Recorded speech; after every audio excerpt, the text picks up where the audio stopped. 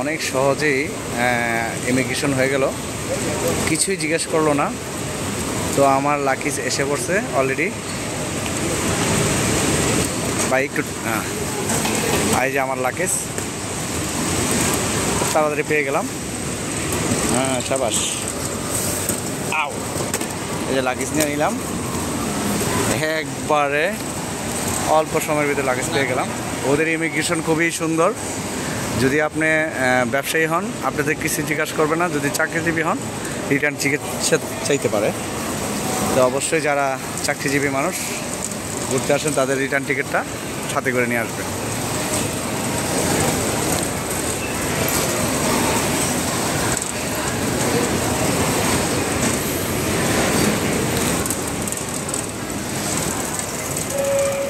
আমাদের লাগেজটা আসতে হইল 19 নাম্বার কাউন্টারে।